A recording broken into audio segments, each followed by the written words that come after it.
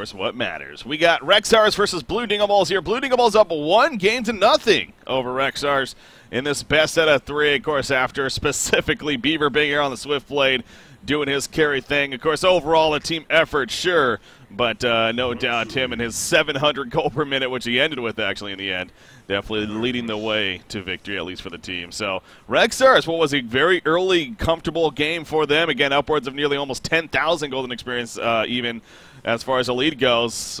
Went away, and before you knew it, they lost the game. So going to be interesting to see what plan they have up their sleeve this time around.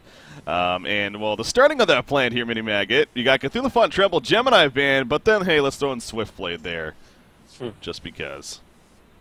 Yeah, and I don't know, I mean, they picked up the Rhapsody first pick, and it was an absolute snap pick, so it sort of tends to me that, you know, Rexars have something up their sleeve, maybe some kind of pocket strategy or just like a certain strategy in mind. And because before that, I don't think they even touched Rhapsody, even when Rhapsody was still on the board. So perhaps maybe some sort of a pushing strategy, perhaps, with Ophelia and maybe like a Pebbles, which is right-clicked at the moment. They pick up the Engineer, though, so maybe just going for like a strong tri-lane, perhaps? I don't know. It's maybe a little bit too early to call, but we'll have to see. Yeah, really showing that off right away with that double support. But, you know, it's kind of got to kind of wonder if maybe that's taken away a little bit from the Elborn team. They already have Magnus. You know, Engineer is a great partner with him. So, you know, maybe some strategy there. But, you know, ultimately go with the Engineer. Of course, you know, very good option themselves. In fact, I believe they played the last game. Yeah, they definitely did as well. So, yeah, we'll see how that definitely develops from there. But, yeah, that's a little bit telling. It's not going to be a jungle, obviously, in the end. Coming out from them, that is definitely safe to say here. So you see Parasite, yeah, being right-clicked over there again. He was not touched the last game, and especially in the meta right now with the buff to him, and it seems like he definitely is one that is a popularity right now. But we'll see if that is changed this time around at least. But yeah, they go Empath here again. They probably, I mean, they didn't necessarily need to pick up a support there, knowing already Rhapsody and Engineer were there on the Legion side, but just want to get that out of the way here. Rally is going to be the next pick, though, from a Legion team. So an early on Rally pick. Okay, they go Ophelia in the end, so he was right-clicking Parasite, but... I don't know, both of these, more so for Hellborn, but I don't understand why they're picking up these heroes, like, right now, in the sense. I mean, like you said before, I mean, Empath, I mean, like... That's obviously support hero, and Legion have already picked up their Engineer and their Rhapsody support. There's no need to really pick up the Empath nor the Ophelia, actually. I guess maybe they're sort of scared them being banned out, perhaps, but at the same time, I mean, I don't know why they've picked up the Empath unless they're sort of going for like a super, super strong late game carry as they did before. In Game 1, we saw the Empath and Swiftblade combination, and I mean, we didn't really talk too much about the Empath actually in Game 1, but I mean, obviously she had a massive part to play as well, boosting Swiftblade's potential up in these team fights, giving him obviously increased potential. Due to her, like her home is actually rather insane. When she's like level 16, 80 plus attack damage and attack speed, and onto her already farmed carry, that is absurd damage. It's almost like another item. Oh yeah. Onto the carry potential, and well, obviously a great sort of... the freedom that she has, too, to be able to cast her abilities is kind of ridiculous when you think about it as well, on top of giving the buff to whoever she's in, on top of, like, you know, we see Empath players because support the player is known for playing Empath and bringing down the scene, really. Abyssal Skull is a very, very powerful item on her because it's always on the carry that she's inside, obviously, and, you know, in most cases, at least, you know, be that melee carry, so... very, very effective synergy there. But the band's kind of interesting here. I mean, Warbeast, Kraken, Drunken Master, Silhouette, Corrupted Disciple actually kind of thrown in there as well. So a little bit different. Yeah, I mean, Corrupted Disciple is one of those carries that can really work quite well in sort of like a potential pushing lineup with the Ophelia. Stay Green probably was the team that really made it very popular because of that as one ability, and the conduit ability, like making the carry so much stronger in the earlier stages, which was perfect for the Stay Green kind of meta in terms of team fighting and team pushing. So it's understandably why we saw the ban here onto Corrupted Disciple. But yeah, going back to the Hellborn draft though, actually, I don't understand really why they picked up the Empath and Ophelia though. I mean, it's just like Empath, I think, is very, very strong with a hard carry, but I mean, it sort of sense that you pick up that Empath in terms of a good, strong tri-lane, and I think Empath's only sort of good in a tri-lane if she's sort of ahead of the Swiftblade, because she really does sort of lack that burst potential, which is so, so vital in a tri-lane. But we'll have to see how you know, Blue Dingaballs do finish their draft off here, because it could be something completely different. But For Legion, though, going something a little bit more sort of early in potential that Farah and Rally picked up already, a lot of gank potential, and hopefully they're sort of going to win the early game in terms of lanes, because otherwise, I mean, they have the sort of same problem in Game 2, or in Game 1, perhaps, in Game 2. Yeah, I would not be surprised to see something like even a Dr. Pulsar possibly here to finish things off, just really just have that early aggressive kind of lineup. To be made, but yeah, and the empath, the other thing too, it's like you have a feel is more of a team fighter, more of a pusher with the team and everything. Empath, he's more of that, assisting with ganks or really focusing on that hard carry and kind of going from there. So yeah, I definitely can see where you're coming from. Is just other support options like a torturer could even be more potent in such a lineup. But in the end, they got it. Malakin going to be coming out here, so I mean, empath Malakin synergy is obviously very powerful. In the end, so there you go. They like the Malakin option. Yeah, I love the Malakin option. I think the hero is very, very strong. I mean, I think Sync played it. I think is it Hontor Cycle or Hontor Season 2. I don't know how much they played it in. Flensmeister played it a bit, yeah. I mean, did they play it in Contra Caldivar? Where's Quincy when you need him? Yeah, exactly. Dang it. Now we're so spoiled with his stats. It's like when he's not around, it's like, now we don't know. Yeah. But no, I actually really do like the hero, though. I mean, it can, with enough farm, I mean, it can do absolutely insane amount of damage, and it has that sort of good team fight potential as well with the sword throw and the possession, having a lot of AoE and sort of synergy, which you don't really get to see a lot of carries nowadays. They don't have the greatest of team fight potential, but Malakin does, even in the early levels as well. So it's good to see him being picked up. I mean, I can understand that there's somewhat synergy with the Ophelia and the Empath. Maybe they're looking to sort of push here, or even team fight early. Whereas for Legion, it looks like they're going to try and win the lanes quite heavily and get a lot of roam on, give it enough space to Richard Hag and try and make her an absolute boss in terms of sort of the late game carry potential. It's reminding me a bit of last games too. I mean, they built a very aggressive, more of an early game lineup, a lot of gank setups, and they got that kind of lineup once again. With the Pharaoh, the Rally, the Wretched Hag as their go-to carry. She definitely brings more to the action compared to most. Doesn't necessarily need the most farm to still be very impactful earlier on in the stage, but. We obviously saw that played out. Sure, early on it worked for them, but then it eventually died out, and of course the carry was able to come through. So it's setting up to be the same style of game here. Now Valkyrie final pick. Now that's interesting because it's so weird. Suicide Valkyrie? I mean, I don't know. I'd assume so, and then maybe just dual mid with the Magnus. But I don't know. To me, it just seems that the Hellborn side that's got so much counter synergy within this team, like Empath Magnus mid. That just doesn't really work very well. And then they've got like the Ophelia in terms of sort of team fight and pushing when they've got two carries on the team as well. Like I have to admit, unless they can really pull something out special here for Hellborn, I'm not really liking their draft that much. But in the end, they might sort of surprise me in terms of what kind of strategy they're looking to take here with the Hellborn side. That really is interesting. The Valkyrie final pick indeed, and going to be played by Resher here for his team. I mean, I see where off the bat he's going to be heading. He's not too sure just yet, kind of going around, but all of them are going to probably be heading to the top lane at least.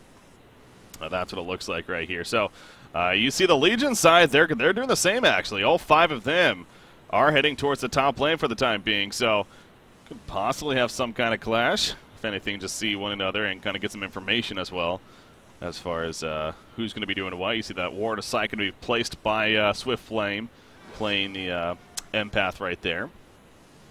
Yeah, it's such an ironic name, by the way. Swift Flame, yet his team just won with Swift Play last game. It happens.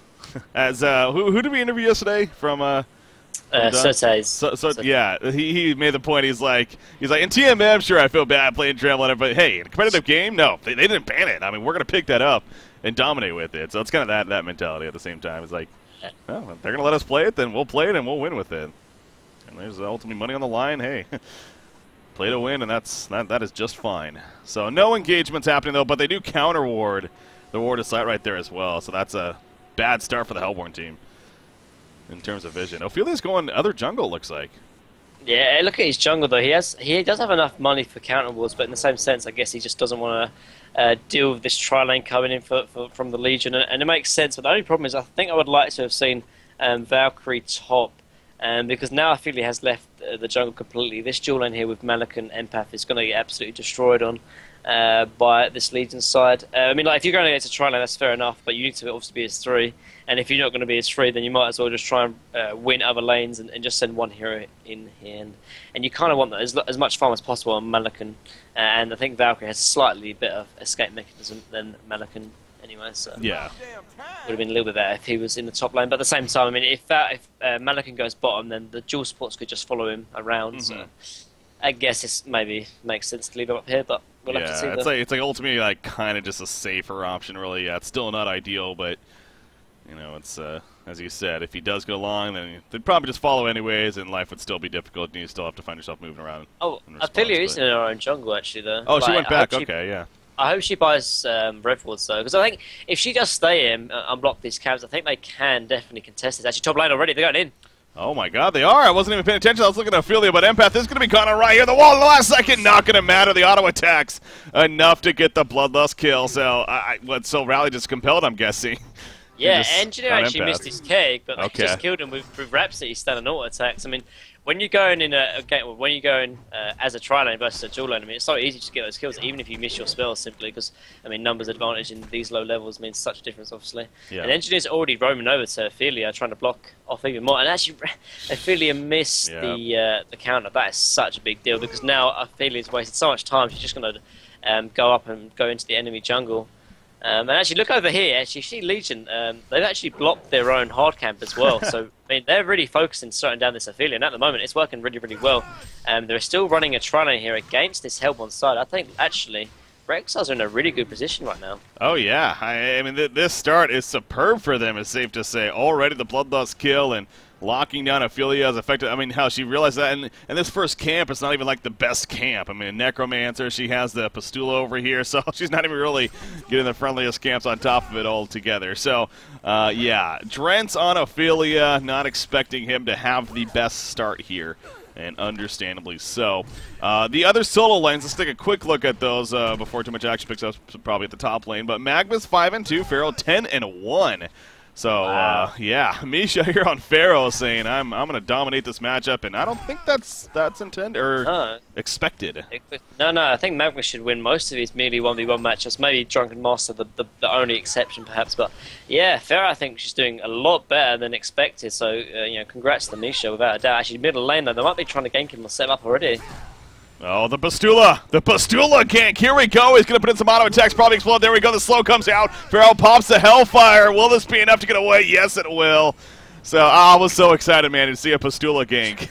But in the end, it was not to be had.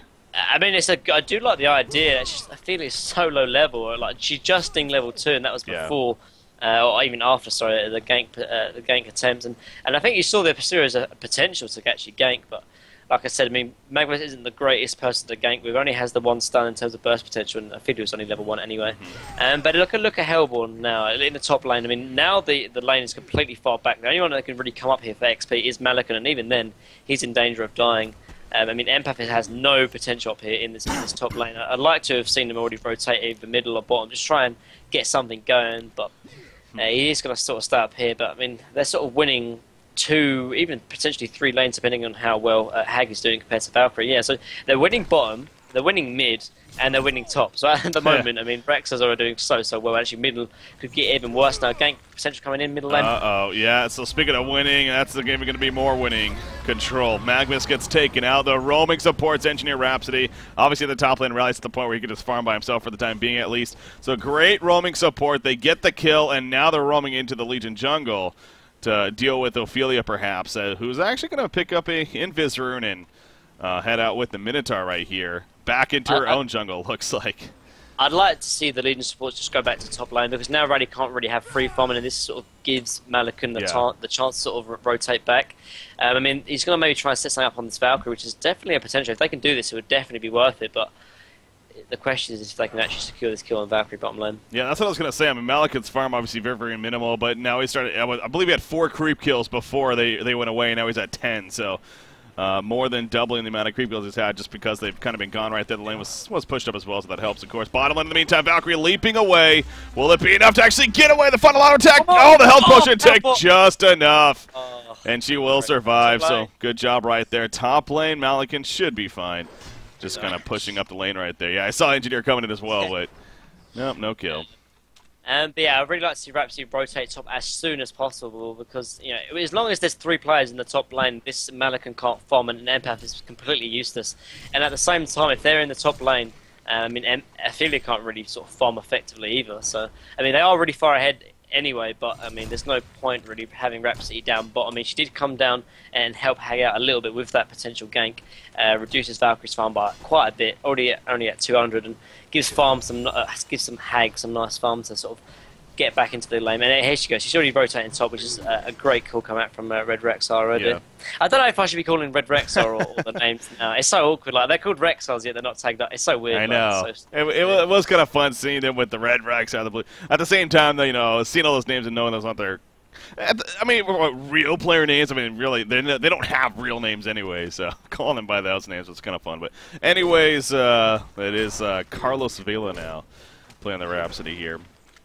Is the appropriate name that's so in there. But, yeah, Roman back to the top lane. You see a Revford actually may spot this. Maybe not, actually. But if anything, they do have a ward of sight that probably spotted them coming over from the beginning in the river right there. So nearby is Ophelia. She has that Minotaur continuing to farm up the jungle a little bit. But now the support's back up here. The lane is pushed up for Malikan pretty favorably for him, so he's able to still get some creep kills. But here we go. There's a Malikan charge, or stun in with the compel, the seismic slam to follow, and with the stun lockdown. No chance for Malikan to react right there. So, yep, the dual support comes through. They get the kill. And Malikan had a bit of farm, not so much anymore. It dies off. I mean, this is the perfect example of how, when you're running dual supports, how you should play the game. A lot of active roaming and sort of shutting out the jungler at the same time. Yeah, I feel it is level 4. She has bounced back a little bit, but compared to the Legion supports, level 3 in Engineer, level 4 in Rhapsody, and they've had a lot more impact than the affiliates, just simply because of the ganks and potential they've run. And almost these dual supports have almost won every single lane here for the Legion side. They helped mid, they helped bottom a little bit, and of course they helped the rally. And as a result, Hellborn are really sort of struggling to get off the ground. Yeah. But some ganks from Ophelia could really help that. She's sort of trying to set something up maybe in the middle lane, but here come the Legion support's going to spot this out. Yeah, they're going to roam here. Magnus, he is going to be fun. Oh, they're going to go. Oh, Magnus misses the stun completely. That's one of those you wish you had a second chance kind of deals. He goes down. The keg stun hits Ophelia, and now Ophelia's in trouble. She's going for a turn kill, and Engineer won't get it, though. Down goes Ophelia. Valkyrie might still have a kill, actually, on a Rhapsody. Okay, Engineer did go down. Yeah, the Skeleton King helping to finish off right there. There goes Rhapsody. So at least something in the end for Blue Dingables right there. But yeah, that's one of those. You put your heads in your hands, and you're just like, ugh, I did that. Yeah, I think that still was a favourable trade out from Legion because they did get the core of Magnus to die, and they only sort of traded their lives as well as getting the Ophelia as well. So, in the end, a good trade out from Legion, and at the same time, obviously, Survival makes Pharaoh survive. The only problem, though, is that, I mean, we talked about in Game 1 how they didn't have the late game potential, and they don't have the late game really potential here in Game 2 either. I mean, Malikan and Valkyrie are a lot more scary than just sort of Hag by herself, so... although the farm is good and it's looking good at the moment, if they want to take it to a game 3, they need to make sure they keep the ganks up and make sure they shut down this Valkyrie as well as shutting down the Malikan at the same time. Yeah.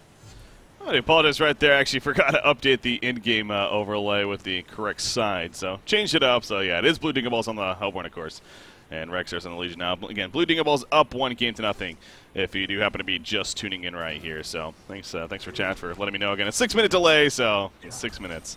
You'll be hearing this message. Top lane, they're going to go into Malikan once again. The seismic slam, he does get it off in time. Again, Empath, she can't really get that stun off quick enough.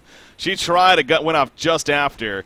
But Malikan does manage to get away, so that is the important news right there. The supporting cast wasn't able to get close enough to help with the rally, so you could almost fault rally right there for maybe going just a little too early. Wait a second. Yeah, Ophelia, but no, the minion blocks it. The Skeleton King sacrifices his life to save his master right there. And Ophelia lives. So lucky on that. I mean, that must have been just inches onto the Skeleton King instead of the Ophelia. That was a guaranteed death on Ophelia. Engineer level 5, actually. I mean, that's what I mean. Like, the secondary supports are at least equaling the junglers, and this is what you need to do if you're running a secondary support. Actually, bottom lane. Jeez, they're diving big time down here. Wretched Hag hiding in the trees. Gonna go for the TP. Maybe a random stun. No, not gonna happen. So yeah, Magnus had an idea, but now you're at the case. So yeah, don't spend too long down here because He's not even down here anymore. So trying to take use of the haste drain doesn't really work out. Ophelia's running into a trap at the top lane. She was going in for a gank on her rally, but she ran right into the supports. Yeah, I mean, that was one of those cases, definitely tunnel vision. She was clearly just focusing rally. She literally walked right past them. And they just were like, oh, well, free kill onto Ophelia. So unfortunate timing for her. And she gets caught out. So, yeah, not a whole lot of pluses here, unfortunately, for the Hellborn team as a whole. Again, the only plus really is that they're up 1-0.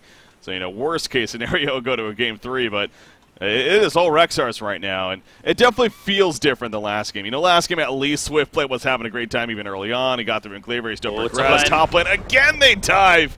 And Empath will fall. Malika at the last second. He sort those in. It didn't even connect, though. He does have ulti, but he's not going to use it. And Rowley's just going to kind of hang out right here. Okay, he's going to go for the TP, actually. So they just choose not to even chase. And Rowley's going to be able to make a getaway. So the Invis Magnus, I mean, he's controlling these runes, man, but he can't get kills with them in the meantime. So that's a lot of missed farm. And in the meantime, you have Hag pushing down the tier 1 in the bottom lane because Valkyrie went in and TP'd in top. And I'm kind of surprised they didn't even chase Rally. I mean, they all TP'd in and they didn't even go for an arrow or even like a random Magma Stun, which I'm kind of surprised about. We saw that in Game 1 as well when they sort of left the Glaciers just completely. And instead, it's your mid lane, though.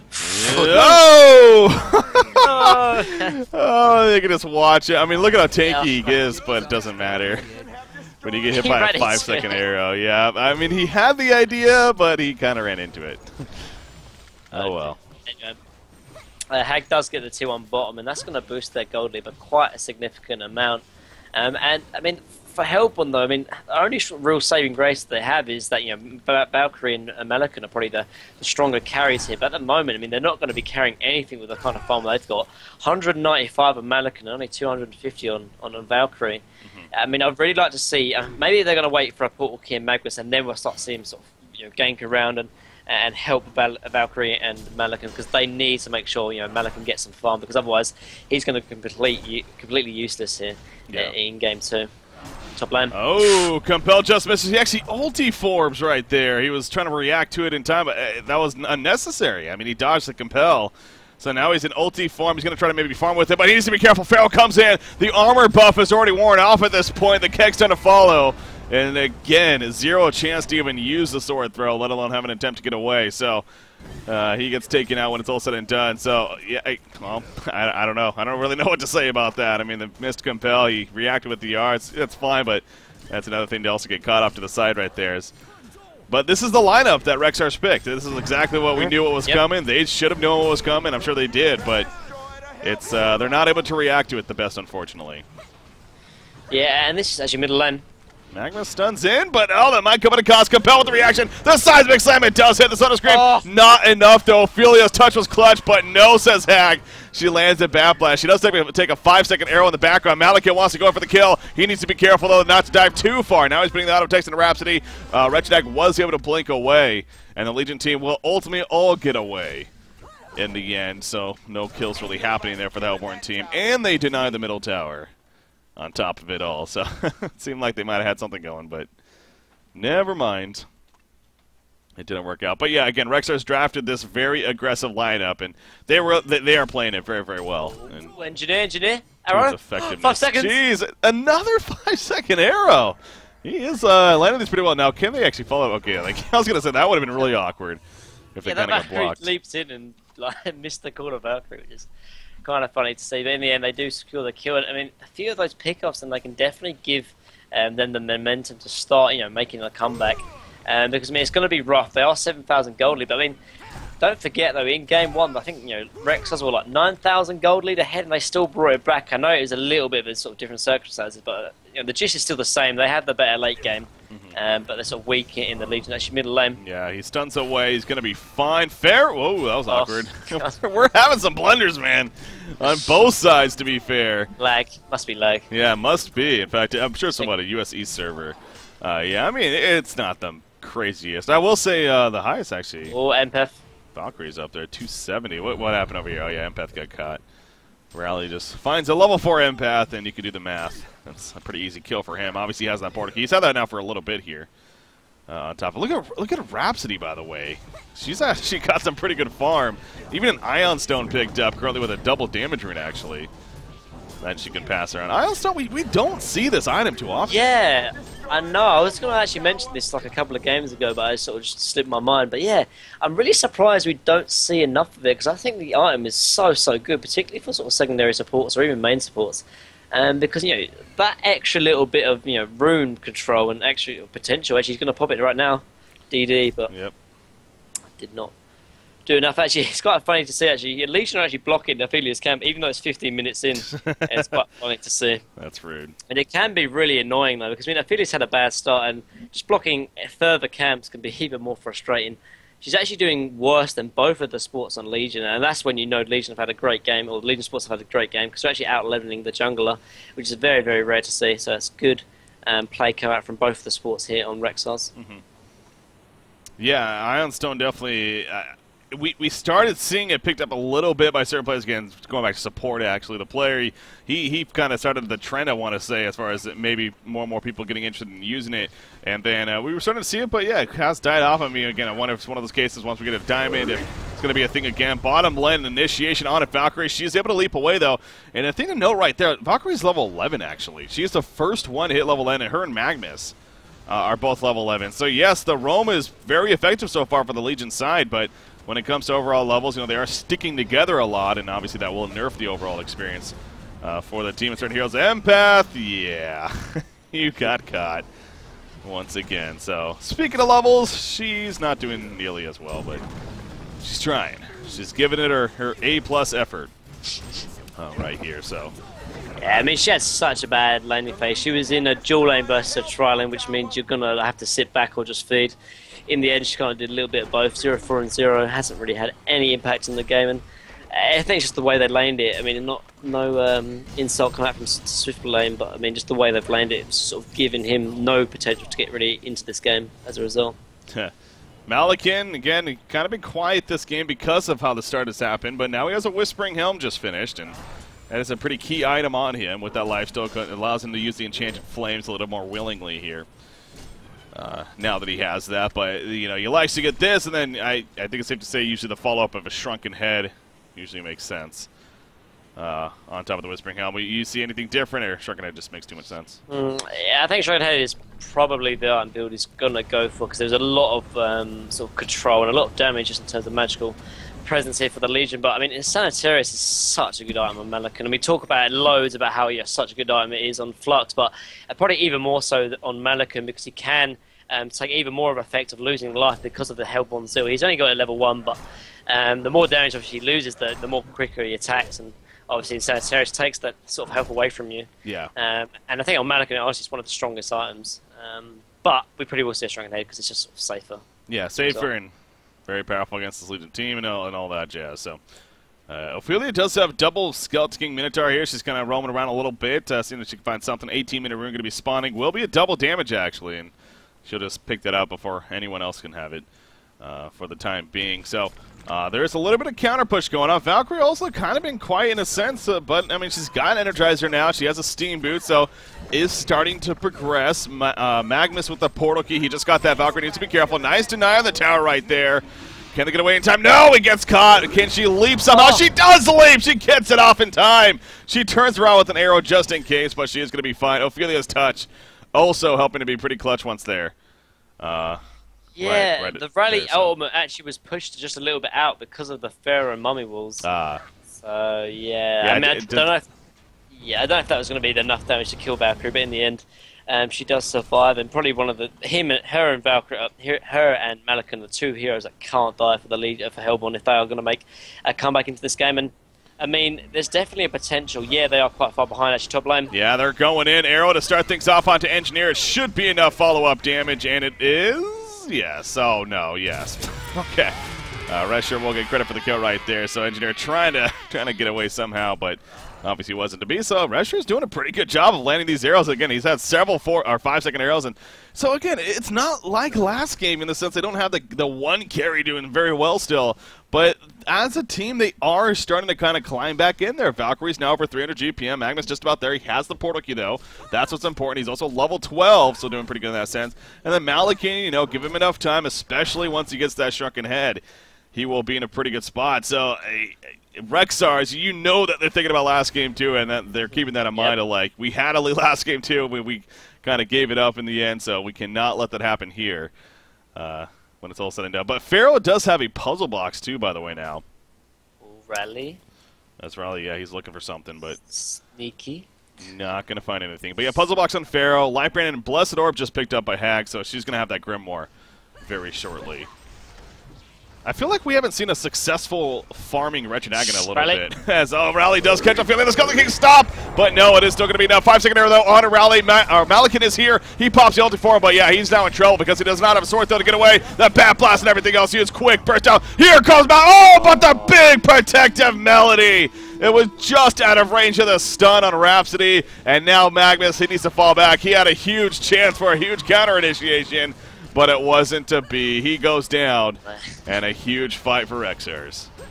Oh man, Red Rexar Carlos Vela is the best Rhapsody, just because of that example right there. He's just outside of the stun from Magnus and saves his whole team from the Magnus eruption. Insane plays, and as a result, they wipe up 4 kills, and that any hope of a comeback coming from Hellborn breaking, it's completely extinguished. It's, I mean, there's still a chance in this game, but yeah, that really hurts it. That definitely hurts it. If they were able to get some kills right there, you know, if anything, kind of go neutral with that fight, then yeah, different story. But that does hurt it because, like I was saying, I was just saying just before that. I mean, it feels like it's been a while since we've seen a well-farmed Wretched Hag kind of take over the game, and this is turning out to be almost one of the. I mean, she's got a pretty good timing on a Grimoire here, about 21.5 minutes. As I'm rambling on in bottom lane. Well, kill on Valkyrie happens, actually. You see Pharaoh and Rowley doing the job there to take care of business. But so she's got the Grimoire, though. A quick Shrunken Egg going to follow. And again, as a team, too, items like this puzzle box, as we mentioned, on Pharaoh, which is probably level 2 now, or level 3 even. Wow. Has already upgraded that to level 3. A Soul's Bulwark on Rally. So yeah, a lot of items coming together. They even bought a later Ring of the Teacher on Engineer. So that goes back to that idea as well of just team support items, especially when you're doing a lot of moving around together. And they have plenty of it here. So Rhapsody also has that starting to level up the Arcane Hymn now. It's not an ability we talk about too often, especially when you talk about Rhapsody. I mean, everything else is just so powerful, but it's just a nice addition to have the Arcane Hymn, especially for like a Hag teammate. Yeah, exactly. They're going to push the top lane right here. This is the last Shadow Tower. It is. Will they keep going? Probably not. If anything, you know, the usual maybe want to try to get Kongor here before really trying to break into the base, but we'll see what they ultimately try to go for here. As far as the Hellborn team is concerned, again, Shrunken Head status. It's still a little bit away here. He needs both the Pattern and the Warhammer, I'm pretty sure, at this point. So he needs 2,900 gold total. Valkyrie is getting close to, well, I don't know what he's going to be going for, to be frank. What would you think here? What would make sense to you? I mean, Thunderclaw, I mean, he's very, very far away in terms of, like, picking up that item as a sort of farming tool, but I mean the item is still very, very good. I mean, I don't think any of Legion are going to be picking up Shrunken Heads anyway, except for maybe Wretched Hag in the later future. But I mean, the items is still very good, even just for like sort of team fight and damage items. I mean, he might go for a shield breaker, even like I say, a Firebrand or a Geomet's Bane. But I think Thunderclaw could still work. It does a lot of damage, particularly for sort of Valkyrie, who does dish out a lot of all attacks quite quickly. We might see that, but other than that, we might see sort of the shield breaker as well. She's sort of saving up 2,600 gold, so we might see the shield breaker. What about like a Nullfire Blade? I mean, yeah, that could work as well. Actually, I mean, there's a lot of mana like sort of intensive heroes that really need their mana, like the Rally or even like say obviously the Hag, but she's got so much mana anyway, it's kind of hard to drain all that. But like the Pharaoh, even like the Engineer or Rhapsody is kind of good. I mean, Nullfire would actually work very, very well actually. So either that or maybe the Thunderclaw would be quite good, I think. Yeah. Well, we should have information on that here shortly, because, yeah, she's at that point now, 3,100 gold saved up, so unless she's just saving for, like, a sort of Shrunken Head, it maybe would be at this point, but I don't even know if I would like that option, personally. I think you might be under the same boat, but Malikan, again, speaking of Shrunken Head, he is getting very, very close to that himself now. But Kongor does happen in the meantime, and Coconut Life picked up on Wretched Hag, so she now has that to work with here. Again, Rhapsody's farm still strong. Yeah, I mean, just going back to Valkyrie, though, I mean, I guess Shrunken Head would make the most sense, but I don't know, it's one of those issues that I don't think Hellborn really have the damage. She is going to go for the Jump, but the Firebrand is being picked up while Malikan goes for the Shrunken Head, which probably makes a little bit more sense, because Malikan's going to be in sort of the front of the fight, so I mean, he's going to be taking most of the sort of magical damage, so he will need the Shrunken Head, and if Valkyrie's positioning is good enough, she can sort of just sit back and put it in all of those auto attacks. But I mean, Firebrand, though, I mean, like, you really need the Jump Bane and sort of another item to really make use of it, because obviously the illusions take effect in terms of how much sort of stats you have, and going at first item, I mean, she has picked up the Energizer. I just don't think it's going to be a little bit lackluster in terms of really big impact in terms of a team fight. Because I mean, no one picks up a Jump Bane and goes, "Oh yeah, I've got Jump Bane now. Let's like own a team fight." Like, it's not. That's not the kind of item it is. Really, it's more like a late game item. Sort of split pushing and even sort of getting out of, say, like Keeper, etc., etc. Yeah, it's definitely not a threatening, it obviously does this kind of deal, kind of item. So, yeah, I almost want to say, I really almost would have liked to see the Thunderclaw, just because of the same idea of last game where they had that Rune Cleaver picked up to excel on farm. I mean, I understand this is later on, and, it's not the same status, I know, but, again, I guess ultimately it's just going to the sense that this is the boring build, the boring build here in the end of just going, okay, it's going Firebrand into Jammer Van, cool, I guess. But I mean, it does have its impact too, so it's understandable. Again, Shrunken Head's still not finished yet. Malikan's been not able to farm I mean, he's not even 300 GPM yet, so. But that is to the credit of the Legion side. I mean, they are controlling this map very, very well right now, and understandably so. Malikan is going to push out a little bit right here. You see some team support nearby, so he's not even comfortable killing this Minotaur right here. He's being very timid with it. There we go. He takes it out, and then he runs away immediately, and for good reason, because look at that. The Ion Stone gank incoming right here. No, the Invis going to wear off. Again, it doesn't last nearly as long, but able to pass it around. But they're going to find somebody. Magnus, maybe? No, they're going up here instead for Valkyrie. Speaking of her, can she leap away? Oh, Magnus got clutch! The call to Valkyrie goes off. She's able to leap. She gets stunned still. Valkyrie Prism going to be coming out. Do they have anything? They did dust, so she is going to be seeing the follow-up. Should be enough for the kill. It will. So they had to use a bit more than expected, but Valkyrie does get picked off in the end. Does she have buyback? She does have buyback if it's necessary. Whew. Yeah, Malikan did just pick his shot up his Shrunken Head, so I mean, if they are going to win a team fight, to get him back into this game, it has to be this one, because otherwise they're going to be losing the racks, and I think by that time it's just too far gone for them to really sort of try and make a comeback. But I think she's going to buy back. She has to do it now.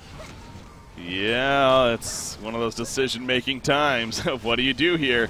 Last thing you want to do, and we saw the series yesterday where he popped back right as the Rax was dying, and it's like, oh, that's just awkward, because that did nothing. Magma's going to go in. There's the buyback on a Valkyrie. Not the best initiation. Will catch Engineer. Can he get the energy field off? They're protecting him out. Once again, as soon as Malikan comes in, the ulti form, though, with that Shrunken Head. He's putting on auto attacks, but he's going to start falling back now, realizing he's not in the best spot. Quick burst down onto Ophelia. She did already use her touch. It was on cooldown anyways. Malikan is still alive in the background, but getting caught. Magma's, oh, he's stunned in the last second. He does have a dot on him, though. Will that tick him down enough? Okay, I think he should be fine. And they are diving big time, however. Malikan will get bursted down. Empath inside Valkyrie. She leaps back to the well. They're going to vote to concede, actually. They say it's just too much to handle. Magma stuns back in. I don't know about that. I still think they might as well play this out a little bit. I mean, they are trying to right here. Okay, Magnus is going to get bursted down, though. And, yeah, now Valkyrie's being forced back again. So maybe a little bit of indecision between the team. Okay, but they are going to follow up in the end, and GG well played. So game 2 will go to Rexars.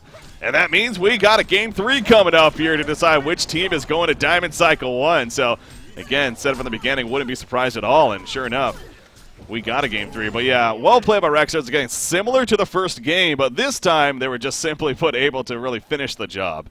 I guess is the easy way to put it there. Yeah.